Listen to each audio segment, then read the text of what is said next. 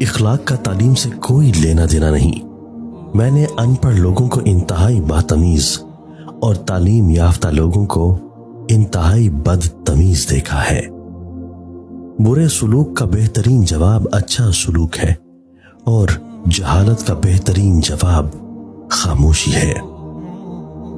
اگر میرا ضمیر اور نیت صاف ہے تو اس بات سے کوئی فرق نہیں پڑتا کہ کوئی مجھے اچھا کہے یا برا۔ میں اپنی نیت پہ جانچا جاؤں گا، دوسروں کی سوچ پہ نہیں۔ شخص بن کر نہیں، شخصیت بن کر جیو، کیونکہ شخص تو ایک نہ ایک دن مر ہی جاتا ہے، لیکن شخصیت ہمیشہ زندہ رہتی ہے۔ جب انسان اپنی غلطیوں کا وکیل اور دوسروں کی غلطیوں کا جج بن جاتا ہے تو فیصلے نہیں، فاصلے ہوتے ہیں۔ انسان بھی با کمال ہے۔ ڈراموں میں اداکاری کے دکھ درد دیکھ کر رو پڑتا ہے، اور اصل میں لوگوں کے دکھ درد کو ڈرامہ سمجھتا ہے۔ اس دنیا میں ذہنی سکون سے بڑھ کر کوئی دولت نہیں ہے۔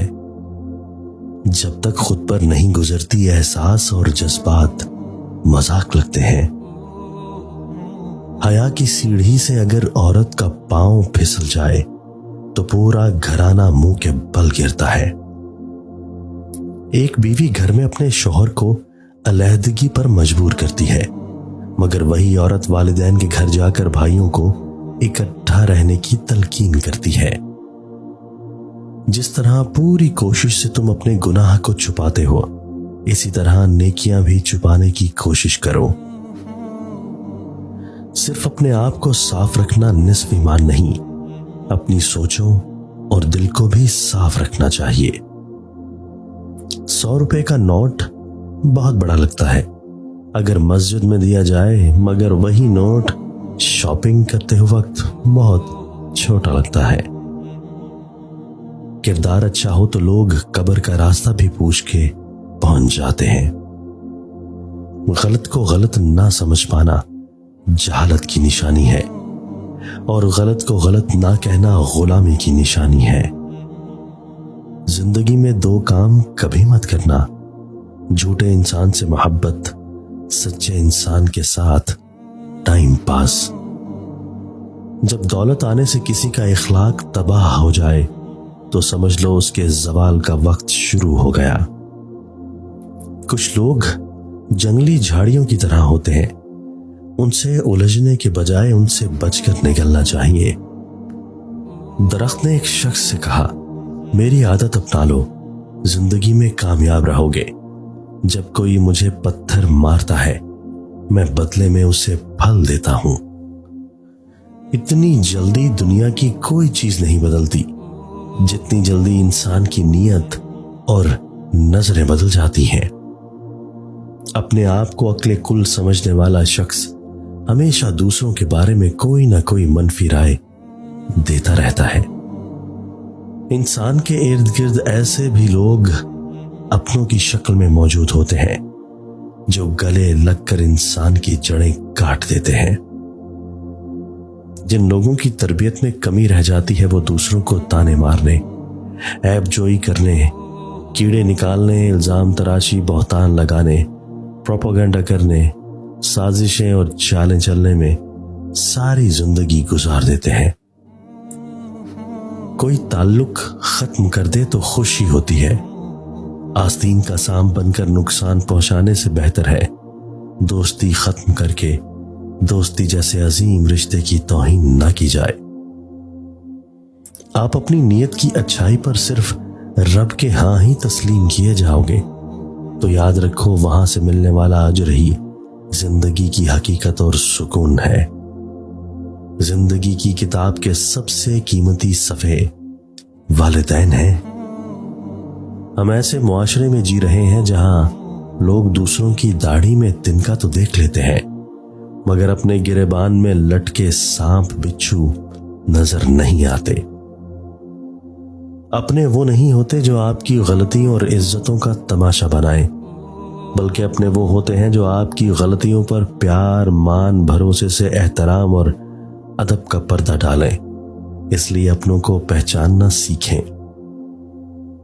جو لوگ آپ کو اپنی زندگی میں خاص سے عام کرنے میں لمحہ لگائیں وہ آپ کے خلوص کی قدر نہ کر سکیں تو آپ بھی انہیں خاص سے عام کر دیں۔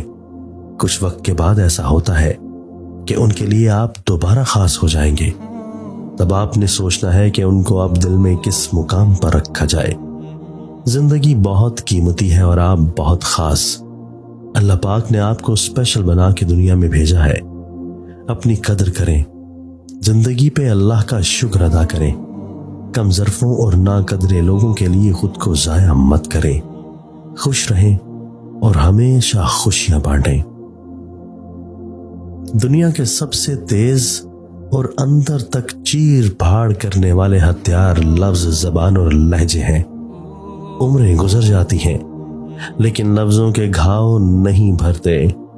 کوشش کریں آپ کے الفاظ سے کسی کو تکلیف نہ پہنچے۔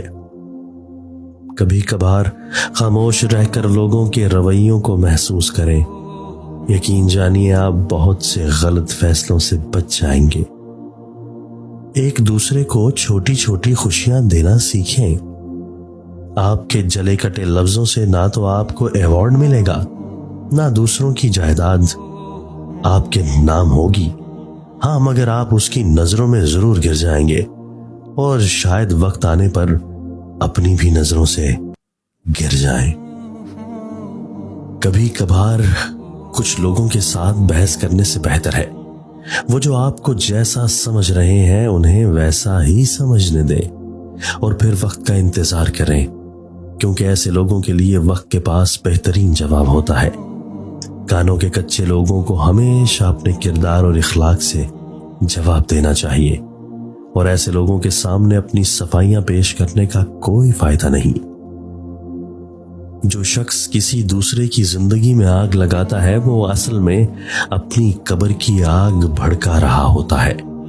دوسرے کی تو وہ صرف عارضی دنیا برباد کرتا ہے لیکن اپنی دائمی آخرت برباد کر لیتا ہے۔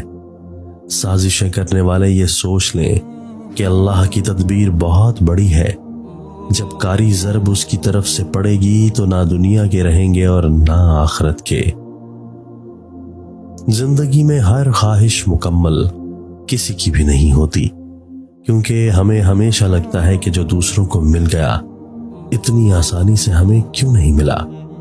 ہماری خواہشات کی کوئی حد نہیں ہے۔ ہم کہتے ہیں کہ لوگ ہم سے راضی نہیں ہوتے۔ سوال یہ ہے کہ ہم تو اپنے رب سے بھی راضی نہیں ہوتے۔ ہمیں سب بھی مل جائے تو بھی ہمارا کوئی کاش رہ جاتا ہے۔ وہ مالک ہے، وہ سب جانتا ہے۔ اس کی حکمت پر سوال نہ کیا کرو۔ وہ تمہیں اداس کر کے خوش نہیں ہوتا، بلکہ وہ تو تمہیں بہتر کے بجائے بہترین دیتا ہے۔ بس صبر کو تم اور دیکھو وہ کس قدر رحیم ہے۔